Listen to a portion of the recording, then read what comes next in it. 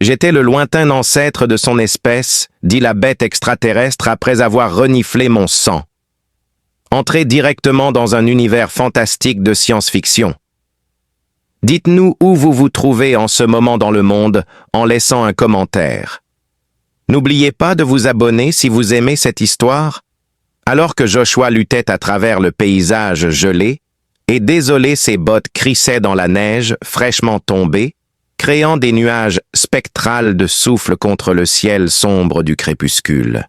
Sa chemise tactique, sans manches, laissait entrer le froid glacial engourdissant ses doigts et lui faisant réaliser à quel point il était loin de la vie civilisée. Les faibles bips de son petit appareil de scan le guidaient vers les emplacements indiqués par les textes extraterrestres perdus depuis longtemps, qui avaient d'abord éveillé son intérêt pour cette planète lointaine et inhabitée. En plissant les yeux à travers la tempête de neige, Joshua tenta de voir les formes des légendaires piliers qu'il avait traversés d'innombrables systèmes solaires à la recherche. Les archives cosmiques avaient des rumeurs sur ces ruines dissimulées. Des histoires de cultures disparues depuis longtemps avec des passés mystérieux, précisément le genre d'énigmes que Joshua adorait déchiffrer. Au moment où il atteignit le sommet d'une petite colline, son pouls s'accéléra. Il contempla l'édifice en ruine qui se tenait haut et fier au milieu des champs de neige stériles. Les énormes colonnes de pierre étaient ornées d'inscriptions lumineuses élaborées qui scintillaient subtilement d'une douce lumière bleue.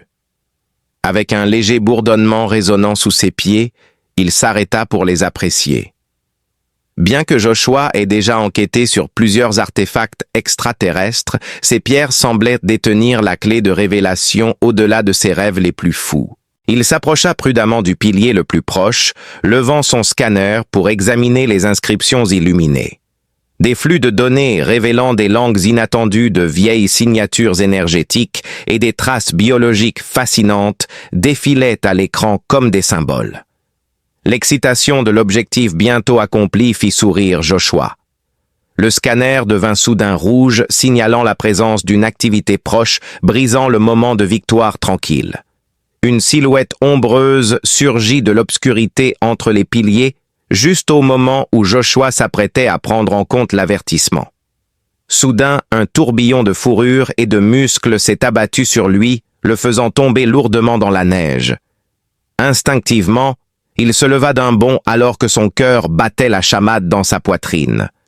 Une bête inconnue courbée dans une position de protection se tenait devant lui. Sous le soleil brûlant, une dame aux yeux rubis scintillait férocement ses membres musclés ornés de fourrures noires soyeuses. Elle siffla de manière menaçante, ses oreilles pointues appuyées contre son crâne, ses crocs blancs acérés brillant de manière menaçante. Alors que son rythme cardiaque augmentait, Joshua leva doucement les mains dans une tentative de signaler qu'il n'avait aucune intention de causer du tort, mais il se préparait en réalité à lancer une nouvelle attaque. Sa queue en colère se balançait derrière elle, son pelage se hérissant et son épuisement et son hostilité évidents faisaient trébucher ses mots. Joshua cria « Attends !» alors que sa voix résonnait à travers le paysage gelé et que son souffle se figeait de froid. Se battre n'est pas quelque chose qui m'intéresse. Je suis juste ici pour enquêter sur ces artefacts. Avec ses yeux se plissant de manière suspicieuse, la femme bête s'arrêta un moment. Elle était toujours prête à attaquer cependant. Dans un effort pour désamorcer la situation, Joshua s'approcha prudemment de sa ceinture et retira doucement ses identifiants. « Voyez ?» dit-il doucement en lui tendant la plaque d'identification translucide. « Je ne suis qu'un enquêteur. Mon arsenal est inexistant. » Cependant, avant qu'il ne termine sa phrase, la créature vicieuse siffla et bondit à nouveau. Se préparant à une nouvelle attaque, Joshua tenta instinctivement d'éviter le coup, mais l'une de ses griffes effleura son avant-bras tranchant facilement à travers sa chair et faisant couler le sang. Il recula en titubant contre un pilier, la douleur irradiante de la coupure superficielle. Son scanner se brisa sur le sol gelé oublié au milieu du chaos. De nulle part, la femme bête s'arrêta en plein élan, les narines frémissantes, alors qu'elle prenait une respiration rapide, son attention se déplaçant immédiatement vers le mince filet de sang coulant le long de l'avant-bras de Joshua. Pendant une fraction de seconde, le seul son était le doux crépitement d'énergie émanant des ruines anciennes. Puis, au lieu d'une posture agressive, l'expression de la femme bête se transforma en une stupéfaction aux yeux écarquillés. Sans bouger d'un pouce, la femme bête inclina gracieusement la tête sur un genou, baissant profondément la tête, les yeux respectueusement baissés, la voix tremblante de révérence. Joshua resta raide, incertain, si ce changement était plus dangereux que son agression précédente.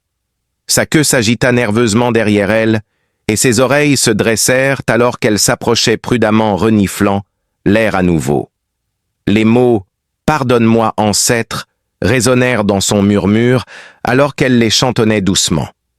Pendant une fraction de seconde, Joshua parut déconcerté, ignorant temporairement le froid et la douleur dans son bras, tandis que les mots sortaient de ses lèvres « Je ne t'ai pas reconnu avant de sentir ton sang. Ancêtre !» S'attendant à voir quelqu'un d'autre sortir de l'ombre, il regarda autour de lui, mais tout ce qu'il pouvait voir était le vaste désert silencieux et les vieux piliers en ruine qui les entouraient. « Je crois que tu m'as confondu avec quelqu'un d'autre. » Se sentant mal préparé pour une telle dévotion inattendue, il sortit prudemment. Avec ses yeux rouges étincelants d'une assurance inébranlable, la femme bête leva lentement la tête et secoua doucement la tête. « Ne vous méprenez pas. Dans vos veines coule l'esprit de notre ancêtre longtemps perdu, le visiteur céleste, qui a accordé connaissance et vitalité à mon peuple dans un lointain passé. » Joshua ressentit un frisson inexplicable qui n'avait rien à voir avec le froid.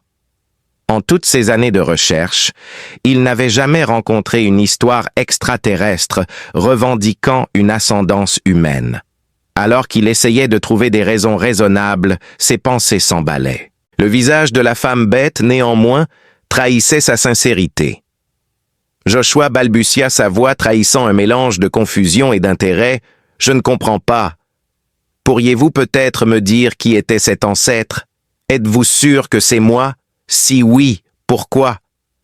Elle se leva prudemment, gardant ses distances, mais sa férocité s'était transformée en quelque chose de plus apaisé, presque sacré. Nos légendes parlent d'un ancien voyageur des étoiles, continua-t-elle d'une voix basse, presque chuchotée, son expression mêlant émerveillement et révérence. Au tout début de l'existence de notre espèce, il est venu sur Terre, a imparti sa sagesse, puis a laissé derrière lui ses vestiges sacrés. Suivant la prophétie qui disait que son sang réveillerait les pierres sacrées, nous avons attendu son retour pendant des millénaires. Elle a pointé le bras brisé de Joshua. La prophétie s'est réalisée en ce moment. Les runes lumineuses sur les piliers semblaient pulser encore plus intensément qu'auparavant, comme si elles répondaient silencieusement à la présence de Joshua alors qu'il regardait autour de lui, une fois de plus. Que ce soit le destin ou un simple hasard, il en vint à réaliser qu'il ne pouvait ignorer ces accusations. Maintenant qu'il savait que ce voyage allait être plus difficile et plus conséquent qu'il ne l'avait anticipé, il s'adressa pensivement à son regard avide. Alors que les révélations de la femme bête se précipitaient dans son esprit, Joshua resta immobile sur la neige, son souffle se dissipant doucement dans le crépuscule froid. Alors qu'elle le regardait avec attente et dévotion, les yeux cramoisis de Gloria reflétaient la douce lumière bleue des vieux piliers. Son pelage noir soyeux ajoutait une touche de mystère. Découvrir l'histoire longtemps perdue des nombreuses civilisations dispersées dans les étoiles avait été le travail de sa vie. Rien de ce qu'il avait trouvé jusqu'à présent ne laissait même entrevoir la possibilité que les humains aient eu une influence significative dans la création de la vie extraterrestre. Avec des doigts engourdis par le froid, Joshua essuya la neige en tendant la main vers son scanner abandonné. Il alluma le gadget et étudia l'écran clignotant malgré l'angoisse brûlante de sa blessure au bras. Son sang se révélait assez similaire aux marqueurs biologiques des runes, ce qui donnait du crédit à certaines des affirmations étonnantes de Gloria. L'incertitude quant à ce qu'il devait croire l'envahit alors qu'un étrange sentiment de destin dansait avec son cynisme. Gloria s'approcha prudemment de lui, ses oreilles rabattues en arrière dans une tentative apparente de comprendre sa réticence. Je suis désolée de t'avoir fait du mal, ancêtre, murmura-t-elle avec sincérité, sa queue s'agitant nerveusement derrière elle. En regardant son avant-bras blessé, Joshua pouvait voir que ce n'était pas une blessure grave. Il savait que sa réaction était plus un instinct de protection pour les ruines sacrées qu'une véritable animosité. Alors il lui sourit doucement pour la rassurer. Un « tout va bien » posé et bien formulé sortit de ses lèvres. « Mon nom est Joshua, et tu n'es pas obligé de me désigner comme un ancêtre. » Après un long battement de cils, Gloria hocha poliment la tête, comme si elle réfléchissait à cette offre. Avec un écho délicat, elle dit « Josu », comme si elle goûtait une saveur inconnue mais délicieuse. « C'est moi, Gloria. Jusqu'à ce que notre ancêtre revienne, je protégerai ce site comme un gardien s'y est engagé. » Elle marqua une pause un instant, ses yeux rouges devenant encore plus intenses. Joshua prit une profonde inspiration, prenant la mesure de l'énormité de sa déclaration. Il n'avait pas l'intention de changer le destin d'une espèce entière. Il avait simplement prévu d'étudier les ruines en silence, d'enregistrer leurs secrets et de revenir pour partager ce qu'il avait trouvé avec d'autres chercheurs. Mais maintenant, la conviction sincère de Gloria le poussait à embrasser un rôle qui allait au-delà de la simple enquête scientifique. Sa curiosité le poussait en avant. Il demanda à Gloria « Parle-moi un peu plus de ton peuple d'une manière qui trahissait son véritable intérêt et son respect. » Presque immédiatement, ses oreilles se dressèrent et un petit sourire éclaircit son visage sévère. C'était comme si elle était heureuse d'avoir quelque chose de substantiel à discuter au lieu de rester dans une révérence émerveillée. « Les Kavis sont notre peuple », dit Gloria avec précaution, sa voix résonnant doucement parmi les vieilles pierres. Bien que nous soyons une petite tribu, maintenant les Kavaris étaient autrefois nombreux dans cette région. Nos anciens ont transmis des histoires d'un ancêtre humain, votre ancêtre qui est descendu du ciel dans un vaisseau radieux portant la connaissance et le pouvoir qui ont transformé nos ancêtres nomades de sauvages en êtres civilisés et prospères. En promettant de revenir et de transmettre des connaissances supplémentaires aux générations futures, il a créé ces piliers sacrés pour servir de phare. Gloria marqua une pause un instant en réfléchissant son histoire, s'éloignant doucement. Notre tribu a progressivement diminué au fil des vies et nous avons perdu le contact avec une grande partie de cette sagesse initiale. Beaucoup de gens ont commencé à remettre en question la véracité des contes anciens, pensant qu'ils n'étaient que des mythes racontés pour nous réconforter dans les moments difficiles. Joshua absorbait chaque mot en écoutant attentivement, voyant un schéma dans son récit qu'il avait déjà observé dans de nombreux univers auparavant. Avec le temps et la détérioration des archives, l'histoire des civilisations passées ne devint plus que des contes urbains et des mythes. Cependant, l'unicité de la mention de l'ancêtre humain le fit secrètement se demander si l'ancêtre de Gloria avait participé à une expédition depuis longtemps oubliée, l'une des premières entreprises interplanétaires de l'humanité. Cela pourrait éclairer comment l'ADN humain a fini dans les archives ancestrales de nombreux animaux. Si cela était exact, cela aurait des conséquences de grande portée dans de nombreux domaines, y compris la politique, la culture et l'histoire. Un lourd fardeau fut placé sur les épaules de Joshua lorsqu'il réalisa que la solution à cette énigme pourrait façonner l'avenir de la grotte et de ses habitants pour de nombreuses années à venir. Quelqu'un peut-il me dire ce que sont ces restes ? Alors qu'il détournait son attention vers les piliers illuminés qui les entouraient, Joshua finit par prendre la parole. Alors qu'elle croisait son regard, l'expression de Gloria changea pour devenir à la fois fière et dévouée. Ce sont les pierres qui ont tout commencé. La légende raconte que notre ancêtre les a fabriquées à partir de matériaux arrachés aux cieux. Seuls ceux qui descendent directement de l'ancêtre peuvent accéder à la sagesse qu'il possède. D'innombrables observateurs ont attendu, espérant voir la prophétie se réaliser à travers les âges. Pas moi. Beaucoup d'autres ont abandonné ou se sont découragés. La réapparition de l'ancêtre tout au long de ma vie a toujours été une de mes croyances. Alors qu'elle regardait Joshua une fois de plus, sa voix reflétait un mélange de fierté et de modestie. Il ne m'est jamais venu à l'esprit que ce serait moi qui te rencontrerais. » La grâce modeste et la foi inébranlable que Gloria affichait émurent Joshua qui ne put s'empêcher de sourire. Avec son émerveillement cependant, une inquiétude plus profonde persistait. Il y avait une implication de conflit possible dans ses remarques. Il a posé des questions avec prudence au sujet de ta tribu. Serais-je accueilli avec la même chaleur par tout le monde? Gloria inclina légèrement la tête et agita nerveusement la queue. Avec une expression effrayée sur le visage, elle avoua honnêtement que ce n'était pas le cas. Nous sommes maintenant dirigés par notre sage aîné Kirat. Il nous a guidés à travers des moments difficiles, mais il n'a aucun problème à admettre lorsque les vieux contes ne tiennent pas la route. S'appuyer sur de vieilles histoires, selon lui, nous empêche de progresser et d'adopter des pratiques contemporaines. Son autorité et ses principes sont remis en question par votre arrivée.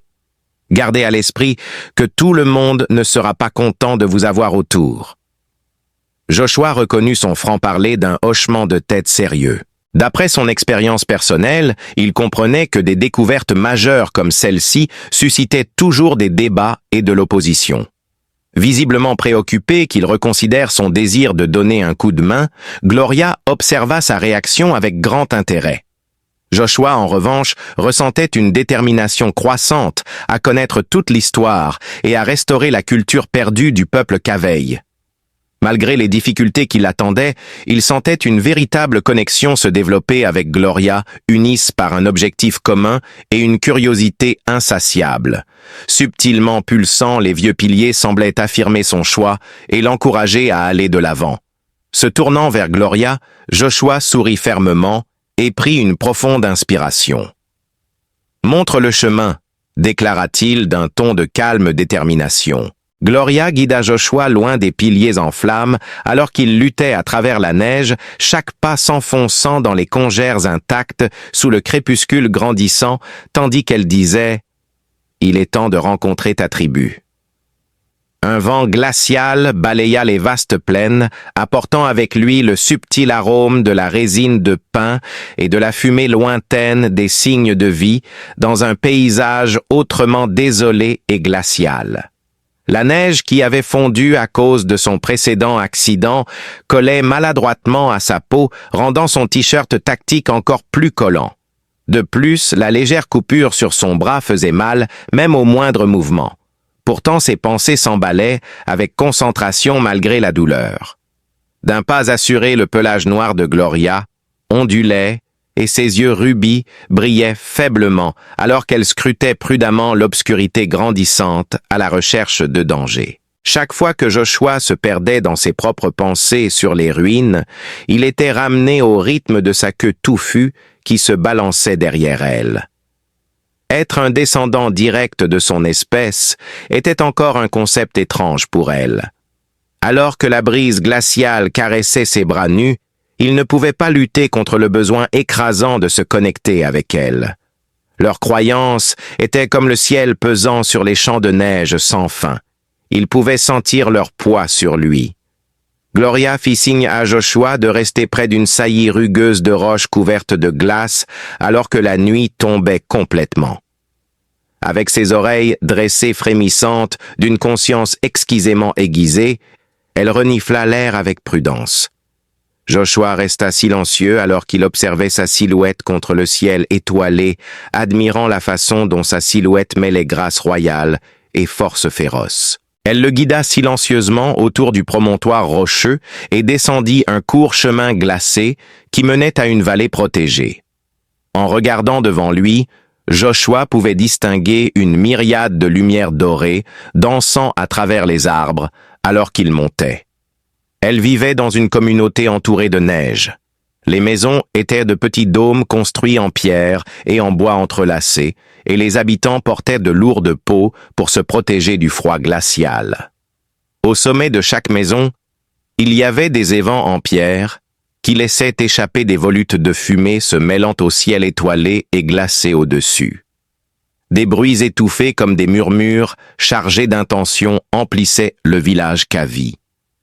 Des sons d'outils en pierre frappant le métal dans un motif répétitif et de temps en temps les aboiements de petits enfants jouant dans l'ombre derrière les maisons. Ils sortirent dans la rue principale et cessèrent immédiatement de parler à cause des poteaux en bois ornés de runes protectrices. Avec soit un rétrécissement de suspicion, soit un élargissement de terreur surprise, les gens bêtes se tournèrent pour regarder Joshua.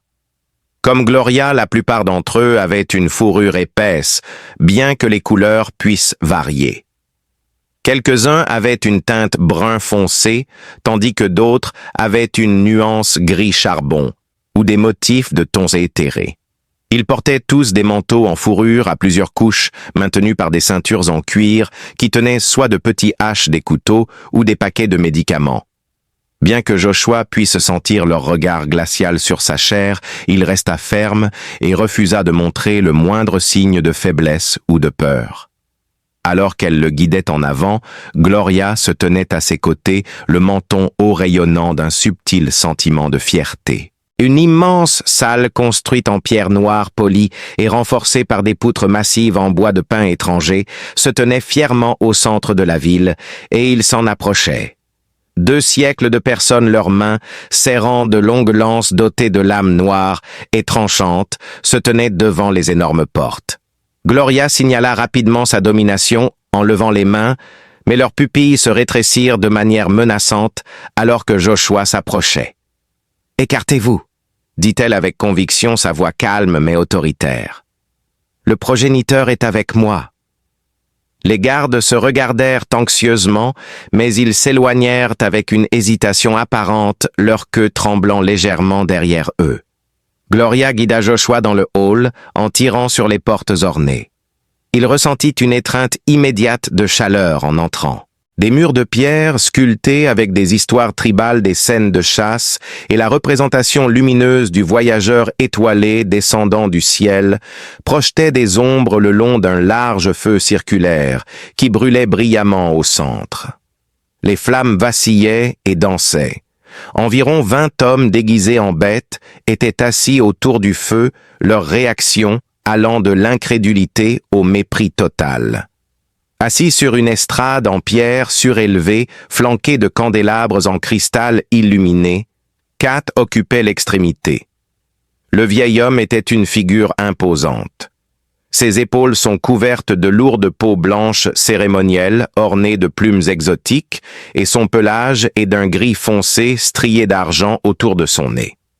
Avec ses doigts, tapotant doucement sur la coudoir sculptée de son siège semblable à un trône, il fixa Joshua d'un regard glacial, ses yeux rouges reflétant sa domination fatiguée.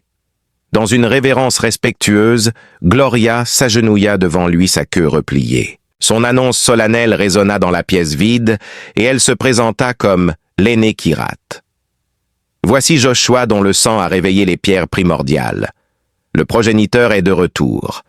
Alors que les anciens se lançaient des regards d'inquiétude, de doute ou de fureur, manifestes les mots résonnèrent dans la pièce, comme une rafale de vent glacial, les poussant à murmurer entre leurs dents. Joshua maintenait un regard fixe sur Kyrat, observant les pupilles du vieux bête homme s'élargir d'étonnement, avant de se fixer dans une logique glaciale. Kyrat murmura « Lève-toi, Gloria !» Mais sa présence autoritaire mit immédiatement fin au murmure. Avec une montée gracieuse et la tête baissée, Gloria obéit. Avant de prendre à nouveau la parole, Kyrat observa Joshua en silence pendant ce qui sembla une éternité. Il parla d'un ton condescendant et irrespectueux, disant « Alors c'est la personne qui dit être notre ancêtre. Tu viens ici blessé et non préparé, sans cadeau, sans compréhension de nos coutumes et sans preuve autre que l'odeur de ton sang. Espérez-vous vraiment que je sois impressionné par une introduction aussi faible ?» Les murmures choqués des anciens furent noyés par la réponse stridente de Joshua « Je n'ai jamais prétendu être votre ancêtre. Votre gardien m'a amené ici parce que vos pierres sacrées ont réagi à mon sang. » Joshua avança avec assurance, refusant de réagir avec colère. « Il semble que nos histoires soient entrelacées. Je suis venu enquêter sur les ruines dans le but d'en apprendre davantage sur votre passé. Que vous m'accueilliez ou non, je révélerai la véritable identité de votre ancêtre. Sa croyance intrépide a surpris les anciens qui sont restés muets en sa présence. À ses côtés, les yeux de Gloria brillaient d'un sens de fierté passionnée, alors que sa queue flottait haut dans un geste subtil de reconnaissance. Dans un nouveau regard intense, Joshua Kirat se pencha légèrement en arrière, caressant la fourrure dense de son menton avec réflexion. Il dit « Tu parles avec audace pour un étranger, mais ses yeux perçants et dangereux trahirent ses pensées. Très bien semblable. Pour découvrir la vérité sur notre ancêtre, tu devras endurer les mêmes épreuves qu'il a subies lorsqu'il est venu parmi nous pour la première fois. » Il leva sa main griffue et fit signe à Gloria en disant « Emmène-le aux épreuves du vieux sang à l'aube. S'il réussit alors, nous saurons si la légende est vraie. Ses lèvres se tordront en un sourire froid et complice. Sinon son corps sera donné en pâture au loup des glaces, comme preuve pour notre peuple que les vieux contes doivent rester cachés. » Après le décret des anciens, les sages assemblés laissèrent échapper un soupir de soulagement. Pour sa part, Joshua garda son calme, même s'il pouvait sentir les doigts de Gloria trembler, alors qu'elle touchait doucement son poignet, d'une manière réconfortante. Leurs yeux se croisèrent dans une compréhension silencieuse, et Joshua savait que peu importe les épreuves qui l'attendaient à l'aube, Gloria serait là pour le soutenir. Ensemble, ils déterreraient la vérité qui avait été cachée sous des siècles de peurs de secrets et de contes effrayants. Dehors de la grande maison, la neige tombait en épais flocons silencieux, tandis que Joshua était assis en tailleur près de la cheminée centrale, les ombres projetées par les flammes vacillantes sur son visage fatigué. Et la chaleur qu'il ressentait à l'extérieur ne le réchauffait guère alors qu'il tentait de se préparer pour le matin. Alors qu'ils étaient assis côte à côte, Gloria s'agenouilla sur ses jarrets, sa queue enroulée autour de ses genoux, ses yeux cramoisis fixés sur lui, comme si elle tentait de mémoriser chaque trait de son visage en prévision du procès imminent. À la douce lumière de la cheminée, son pelage noir frémissait de tics nerveux, et les pointes de ses oreilles s'agitaient parfois au son lointain venant de l'extérieur. Pendant un long moment, aucun d'eux ne parla, écoutant plutôt le hurlement sourd du vent à l'extérieur des murs épais recouverts de peau. Enfin Joshua la regarda, passa une main fatiguée sur son visage et respira. « Parle-moi de ces épreuves du sang ancien, » murmura-t-il, veillant à ne pas réveiller les gardes postés devant l'épaisse entrée en pierre. « Pour avoir une chance de les survivre, je dois savoir ce qu'ils sont. » Avec un mélange d'inquiétude et de réticence, Gloria s'approcha ses griffes raclant le sol en pierre à chaque petit mouvement. Elle ajouta sa voix, trahissant ses sentiments de tristesse, que ses droits remontent à une époque où notre peuple était encore nomade et se disputait pour des terres. En réussissant ces épreuves, notre ancêtre a prouvé sa valeur pour diriger notre race et nous a tous réunis à son arrivée. Ils ont maintenant évolué en un rituel d'ascension pour les chefs et les guerriers qui souhaitent obtenir des bénédictions célestes. Cependant, réussir à passer les 3 est assez inhabituel. Nous nous souvenons de ceux qui ont donné leur vie. À la connaissance de Kirat, cependant, une mort presque certaine vous attend s'il vous remet à eux. Avec un nœud dans le ventre semblable à un câble en acier, Joshua écoutait attentivement sans interrompre.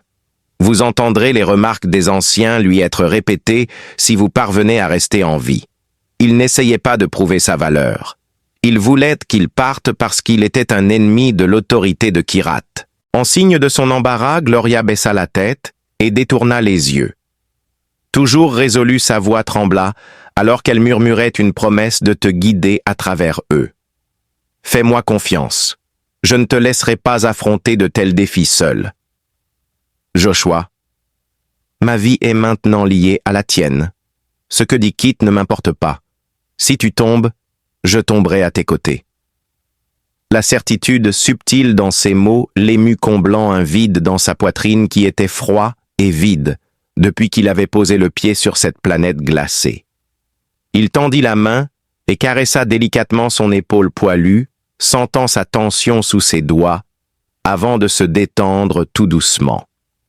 Il a dit calmement et avec confiance, « Personne ne tombera demain », mais il avait en réalité peur, et il avait besoin que tu penses qu'il pouvait le faire, puisque nous allions y faire face ensemble.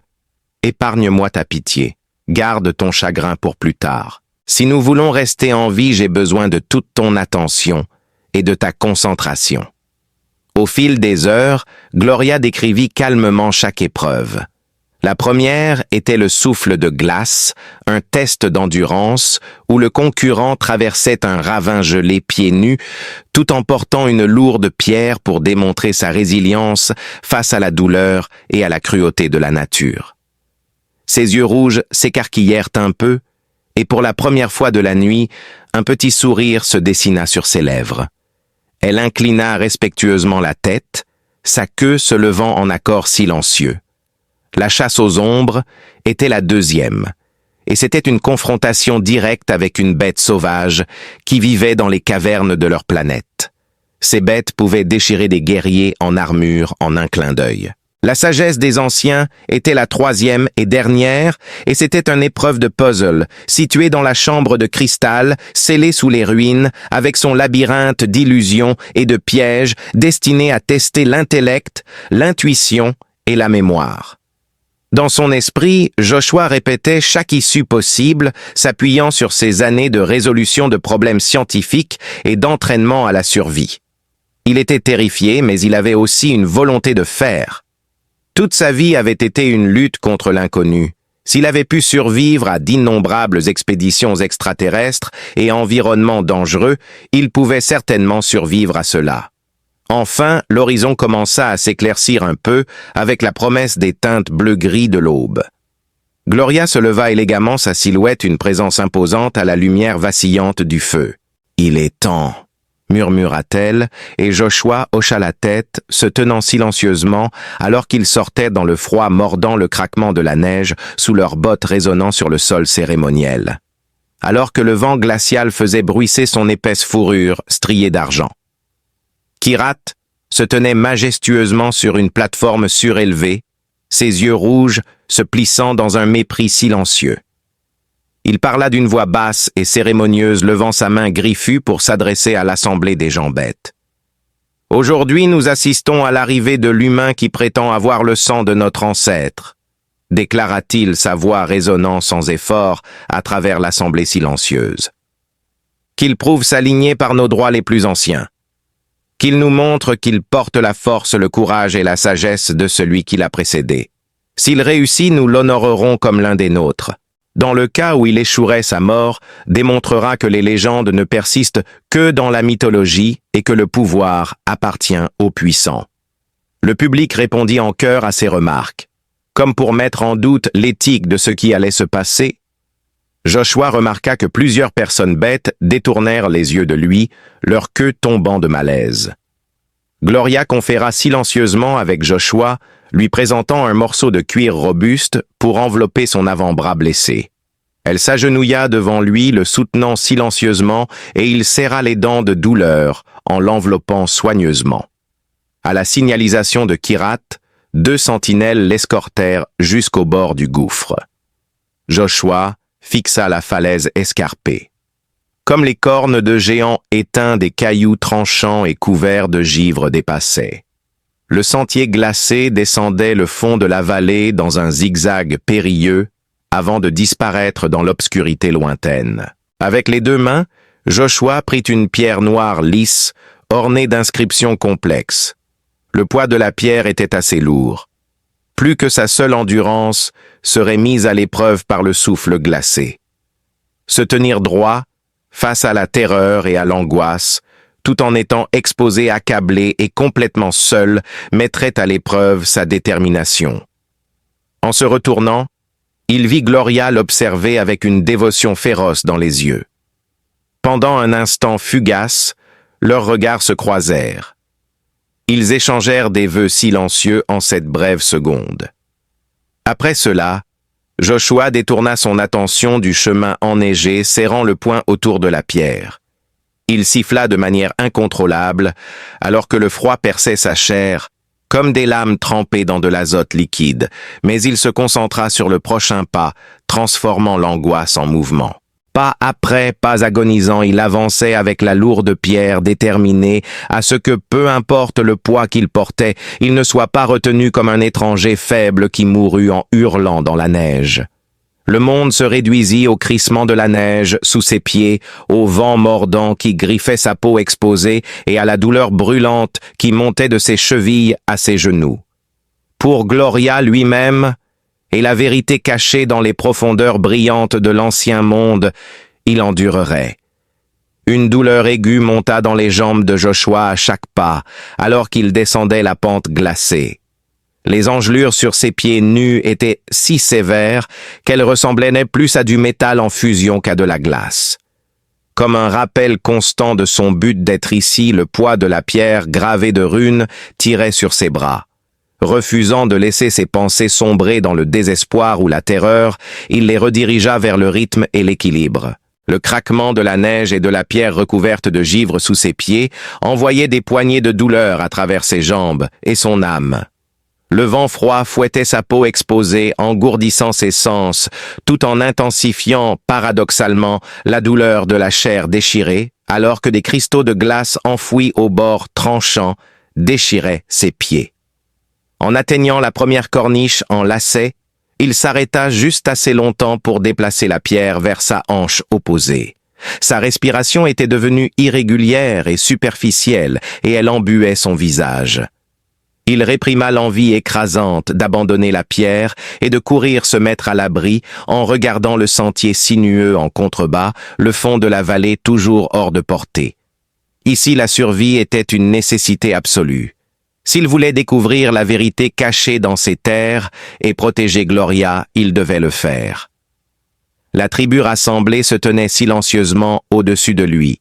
Il pouvait sentir leur intense scrutini comme si 1000 aiguilles le piquaient même de cette distance. L'intensité glaciale du regard de Kirat le transperça particulièrement.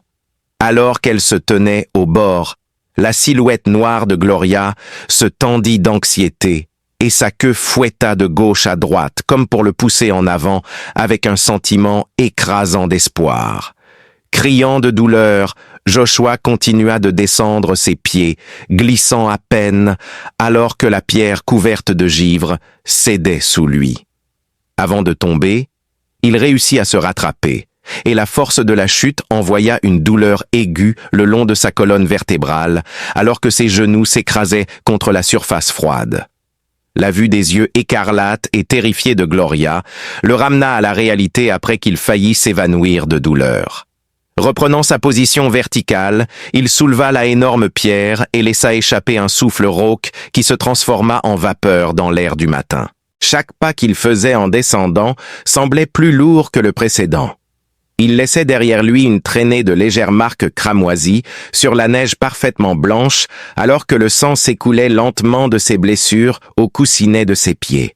À mesure qu'il atteignait ses limites musculaires, ses épaules étaient tiraillées par une profonde douleur lancinante et ses bras tremblaient sous le poids.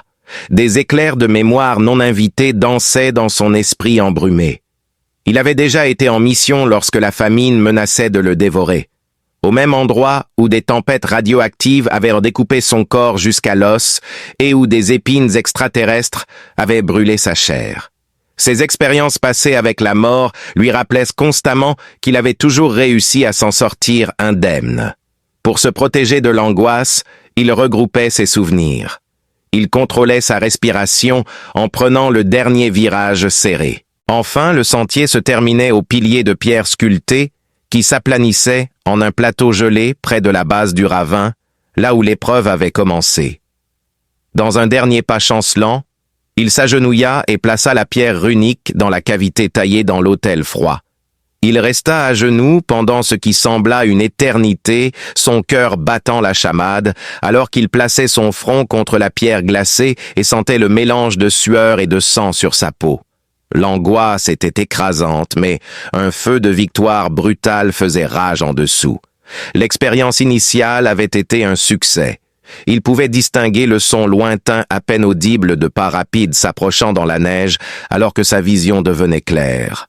Avec soulagement, Gloria s'agenouilla devant lui, ses mains griffues et chaudes, entourant ses doigts tremblants, tandis que sa queue remuait frénétiquement derrière elle. Aucun étranger n'a jamais terminé le souffle de glace Joshua. Ils s'en souviendront pour toujours. Sa voix était épaisse de passion, tandis que ses yeux cramoisis brillaient de fierté et de larmes non versées. « Tu l'as fait », murmura-t-elle avec force. Au-dessus d'eux, la voix désintéressée de Kirat résonna depuis le bord du ravin. « Une épreuve ne prouve pas sa valeur », appela-t-il bien que Joshua crut déceler une note d'irritation sous le ton autrement impassible des anciens. « Amenez-le à la chasse des ombres. » Ces mots allumèrent en lui quelque chose de féroce et protecteur, et cela lui fit frissonner la colonne vertébrale. En réponse à son ordre, 2 gardes armés se précipitèrent pour relever Joshua. Gloria laissa échapper un grognement bas en signe de protestation contre leur traitement brutal, mais elle se tut car elle savait que se lever ne ferait qu'aggraver les choses. Joshua, malgré la douleur qui lui montait aux jambes et dans les hanches, se tenait droit entre les gardes, refusant de montrer le moindre signe de faiblesse.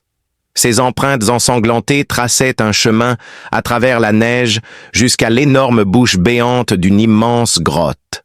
Alors qu'il descendait plus profondément dans le tunnel, l'air glacé laissait place à un froid lourd et humide qui sentait la pierre mouillée et la mousse. À l'intérieur, l'entrée sombre s'ouvrait comme un prédateur silencieux attendant sa proie.